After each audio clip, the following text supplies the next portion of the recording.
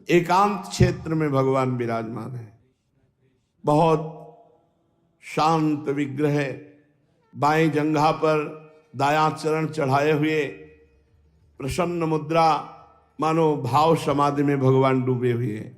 उसी समय सनकादि, सनक सनंदन सनातन सनत कुमार, समस्त देवता, समस्त प्रजापति, ब्रह्मा जी अपने पार्षदों के साथ, सर्वेश्वर देवाधिदेव महादेव जी, मरुदगण, देवराज इंद्र,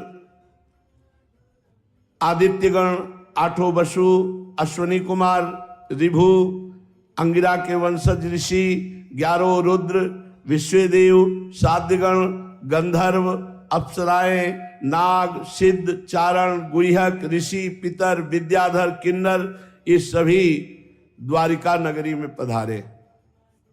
इसके बाद वे प्रणाम करके भगवान से कहने लगे, ब्रह्मा जी ने कहा, प्रभु जितने हम सब लोग आए हैं ये सब पहले भी आए थे। जब आपका अवतार होना था तो पृथ्वी का भार उतारने के लिए हम लोगों ने आपसे प्रार्थना की थी कि अवतार लीजिए। आपने यथोचित रूप से वो काम पूरा कर दिया। प्रभु अब आपसे हम प्रार्थना करते हैं कि आप अंतर ध्यान होइए। आपका काम पूरा हो गया, पृथ्वी का भार उतार दिया। आप सर्वोत्तम रूप धारण करके यदुवंश में अवतार लिया और जगत के लिए उदारता और पराक्रम से भरी अनेकों लीलाएं की। प्रभु कलयुग में जो भगत आपकी लीलाओं का कथन श्रवण करेंगे वे बिना किसी प्रयास के अनायास ही इस अज्ञान रूपी अंधकार से पार हो जाएंगे। केवल लीला कथा सुनते सुनते भगवत प्राप्ति हो जाएगी। पुरुषोत्तम सर्वशक्तिमान प्रभु, आपको यदुवंश में अवतार ग्रहण किए हुए 125 वर्ष बीत गए।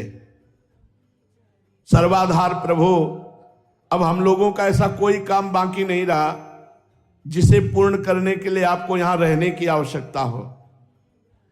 ब्राह्मणों के शाप के कारण आपका यह कुल भी एक प्रकार से नष्ट हो ही चुका है। इसलिए वैकुंठनाथ, द्वारिकाधीश श्री कृष्ण, यदि आप उचित समझें तो अपने परम धाम में पधारिए। अपने सेवक हम लोकपालों का तथा हमारे लोगों का पालन पोषण कीजिए। भगवान श्री कृष्ण ने कहा, ब्रह्मा जी आप जैसा कहते हैं मैं पहले से ही वैसा निश्चय कर चुका हूं। मैंने आप लोगों का सब काम पूरा करके पृथ्वी का भार उतार दिया, परंतु अभी एक काम बाकी है। वह ये कि ये यदुवंशी बहुत बलवान है। इनका बल, विक्रम, वीरता, शूरता, धन संपत्ति से ये उन्मत्त हो रहे हैं। इनको कोई दबा नहीं सकता। ये सारी पृथ्वी को ग्रस लेने पर तुले हैं। मैंने अपने बल से इनको रोक रखा है, जैसे समुद्र को उसके तट की भूमि। यदुवंशियों का विशाल वंश विनाश करके मैं फिर आऊंगा, क्योंकि अगर विनाश नहीं किया तो मेरी मर्यादा का उल्लंघन करके सारे लोगों का संहार कर डालेंगे, इतने बलवान हैं। निष्पाप ब्रह्मा जी, अब ब्राह्मणों के शाप से इसका नाश प्रारंभ हो चुका है। इसका अंत हो जाने पर मैं आपके धाम से होकर के जाऊंगा। श्री सुखदेव जी महाराज कहते हैं, परीक्षित जब अखिल लोकाधिपति भगवान श्री कृष्ण ने इस प्रकार कहा तब ब्रह्मा जी उन्हें प्रणाम किया और देवताओं के साथ वे सब ऋषि मुनि अपने अपने स्थान को चले गए। जेव ही ऋषि मुनि वहां से हटे तेव ही अपशकुन शुरू हो गया। द्वारिका में बड़े बड़े उत्पात खड़े हो गए। उन्हें देखकर यदुवंश के बड़े बूढ़े भगवान श्री कृष्ण के पास आए और हाथ जोड़कर प्रार्थना की कि ये बड़े बड़े उत्पात हो रहे हैं, बड़े बड़े अपशकुन हो रहे हैं, इसका क्या सूचना है। तो भगवान ने कहा कि गुरुजनों, आजकल द्वारिका में जिधर देखिए उधर ही बड़े बड़े अपशकुन उत्पात हो रहे हैं। हमें लगता है ब्राह्मणों ने शाप दिया है कुल के वंश के विनाश का, वो समय आ गया है। टाला नहीं जा सकता, क्योंकि ब्रह्म ऋषियों का शाप बड़ा कठिन है। मेरा ऐसा विचार है कि यदि आप लोग मेरी बात से सहमत हो तो बिना विलंब किए हम लोगों को आज ही द्वारिका छोड़ देनी चाहिए और परम पवित्र प्रभास क्षेत्र के लिए निकल पड़ना चाहिए। हम जानते हैं कि माया को पार कर लेना बहुत कठिन है, पर प्रभास क्षेत्र बहुत प्रसिद्ध पवित्र स्थान है। जिस समय दक्ष प्रजापति के शाप से चंद्रमा को राजक्षमा रोग लग गया था, उस समय उन्होंने प्रभास क्षेत्र में जाकर स्नान किया और तत्क्षण उस पापजन्य रोग से छूट गए। साथ ही उन्हें कलाओं की अभिवृद्धि भी प्राप्त हुई। तो हमारी इच्छा है कि सब लोग निकलो द्वारिका से, प्रभास क्षेत्र चलो, वहीं उद्धार होगा सबका। एक जगह सब इकट्ठा हो, चलो प्रभास क्षेत्र चलकर स्नान करेंगे, देवता पितरों का तर्पण करेंगे, अनेकों गुण वाले पकवान तैयार करके ब्रह्म ऋषियों को भोजन कराएंगे। वहां हम लोग सत्पात्र ब्राह्मणों को पूरी श्रद्धा से बड़ी बड़ी दान दक्षिणा देंगे। इस प्रकार अनेक सत्कर्म करेंगे और बड़े बड़े संकटों से पार हो जाएंगे। जैसे कोई जहाज के द्वारा समुद्र पार कर लिया जाता है, ऐसे ही ब्रह्म ऋषियों को खवा पिला के सेवा सत्कार करके अपने संकट से पार हो जाएंगे। श्री सुखदेव जी कहते हैं, कुलनंदन परीक्षित, जब भगवान श्री कृष्ण ने इस प्रकार आज्ञा की, तब यदुवंशियों ने एक मत से प्रभास जाने का निश्चय कर लिया और सब अपने अपने रथ सजाने जोतने लगे। उद्धव जी भगवान श्री कृष्ण के बड़े प्रेमी और सेवक थे। उन्होंने देखा बड़े बड़े अपशकुन और भगवान की आज्ञा और यदुवंशियों की तैयारी, तो समझ गए कि भगवान प्रगट में इस जगत को छोड़ना चाहते। उद्धव जी भगवान श्री कृष्ण के पास एकांत गए और चरणों में लौट गए और चरण पकड़ करके भगवान से प्रार्थना की, देव देवेश योगेशो पुण्य श्रवण कीर्तनम। हे देव देवाधिदेव, हे सबके अधीश्वर, आपकी लीलाओं के श्रवण कीर्तन से जीव पवित्र हो जाता है। आप सर्वशक्तिमान परमेश्वर हैं। आप चाहते तो ब्राह्मणों के शाप को मिटा सकते थे, परंतु आपने वैसा नहीं किया। इससे मैं समझ गया कि आप यदुवंश का संहार करके स्वयं अंतर ध्यान होना चाहते हैं। घुंघराली अलकावली वाले हे श्याम सुंदर, आप मेरे विषय में सोचा है कि आधे क्षण के लिए भी मैं आपको त्याग कर जीवित नहीं रह सकता, सोच भी नहीं सकता। मेरे जीवन सर्वस्व, आप मुझे अपने साथ धाम ले चलिए। मैं आपके बिना आधे क्षण जीवित रहूं ऐसा सोच भी नहीं सकता, फिर रह कैसे सकता हूं।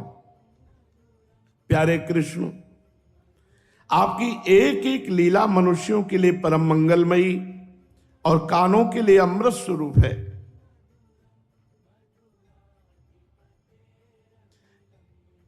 जिसे एक बार उसका चस्का लग गया, स्वाद मिल गया, वो फिर जी कैसे सकता है। उसके मन में फिर दूसरी वस्तुओं की लालसा ही नहीं रह जाती।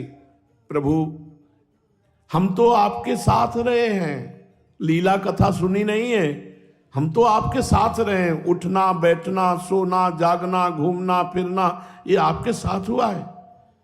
हमने आपके साथ स्नान किया है, आपके साथ खेल खेले हैं, आपके साथ भोजन किया है। कहां तक गिनाऊं, हमारी एक एक चेष्टा आपके साथ होती रही है। आप हमारे प्रीतम हैं, आप हमारी आत्मा हैं। आप ऐसी स्थिति में हमें छोड़कर परम धाम अकेले कैसे जा सकते हैं।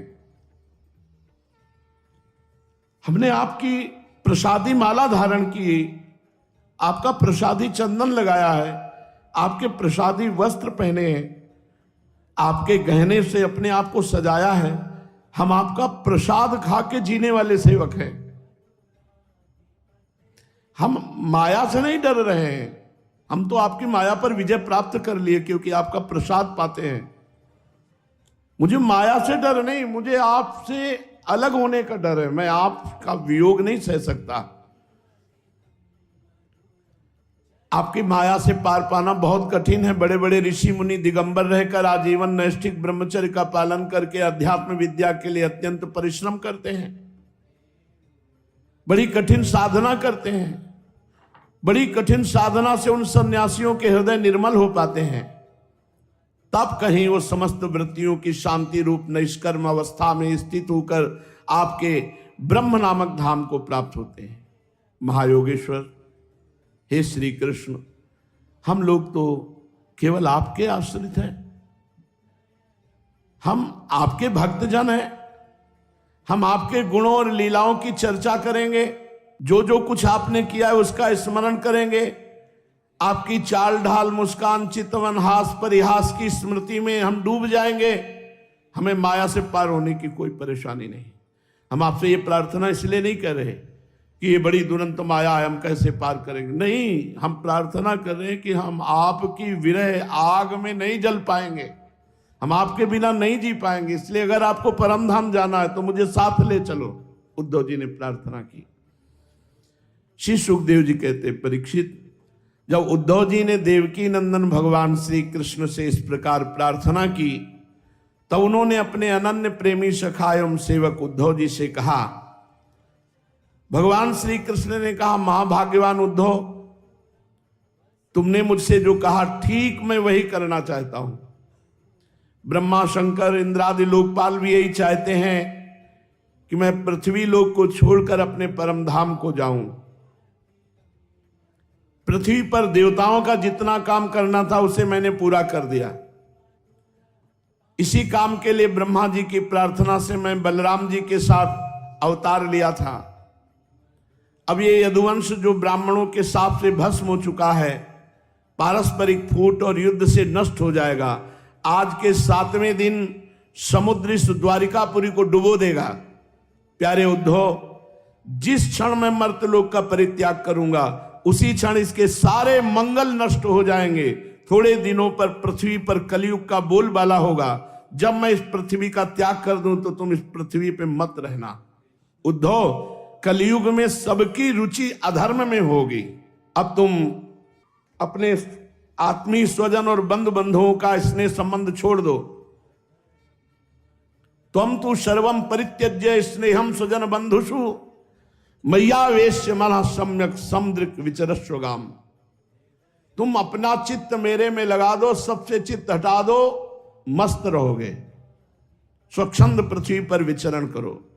देखो, यदिदम मनसा वाचा चक्षुर्भ्याम श्रवणादिभि नस्वरम गृह्यमाणम च विद्धि माया मनोमयम।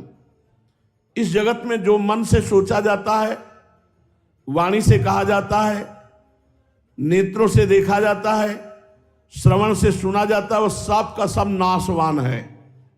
गो गोचर जहां लघु मन जाई सो सब माया जानो भाई। ये सब सपने की तरह मन का विलास है, ये माया मात्र है, ये सब मिथ्या है। उद्धव, तुम ऐसा समझ लो। जिस पुरुष का मन अशांत है, असंयत है, उसी को पागलों की तरह अनेक वस्तुएं मालूम पड़ती हैं। वास्तव में ये चित्त का भ्रम ही है। नानात्व का भ्रम हो जाने पर ये गुण है, ये दोष है, इस प्रकार की कल्पना करनी पड़ती है। जिसकी बुद्धि में गुण और दोषों का भेद बैठ गया है, दृढ़मूल हो गया है, उसी के लिए कर्म, अकर्म और विकर्म रूप भेद का प्रतिपादन हुआ है। इसलिए उद्धव, तुम अपनी समस्त इंद्रियों को वश में कर लो, उनकी बागडोर अपने हाथ में ले लो। केवल इंद्रियों को ही नहीं, चित्त की समस्त वृत्तियों को रोक लो और ऐसा अनुभव करो कि ये सारा जगत अपने आत्मा में ही फैला हुआ है और आत्मा मुझ सर्वात्मा इंद्रियातीत ब्रह्म से एक है, अभिन्न है। ऐसा अनुभव करो। उद्धव। इसके पश्चात श्री कृष्ण ने उद्धव जी को उद्धव गीता का दिव्य उपदेश दिया, जो 11 स्कंध में वर्णित है। यह समस्त शास्त्रों का सार है। श्री कृष्ण का यह उपदेश सुनकर उद्धव जी का चित्त शांत हो गया। उन्होंने भगवान की आज्ञा का पालन करने का निश्चय किया। इसके बाद प्रभास क्षेत्र में यदुवंशी मद्यपान कर आपस में ही लड़कर समाप्त हो गए। बलराम जी योग के द्वारा अपने धाम चले गए। अंततः श्री कृष्ण एक पीपल के वृक्ष के नीचे ध्यानस्थ हो गए। तब जरा नामक व्याध ने उनके चरण के तलवे में पद्म चिन्ह को हिरण की आंख समझकर बाण चला दिया। इस प्रकार भगवान श्री कृष्ण ने अपने अवतार का संवरण किया और अपने परम धाम को पधार गए। आपको यह कहानी कैसी लगी मुझे कमेंट बॉक्स में बताइए। यदि अच्छी लगी हो तो चैनल को सब्सक्राइब कर दीजिए।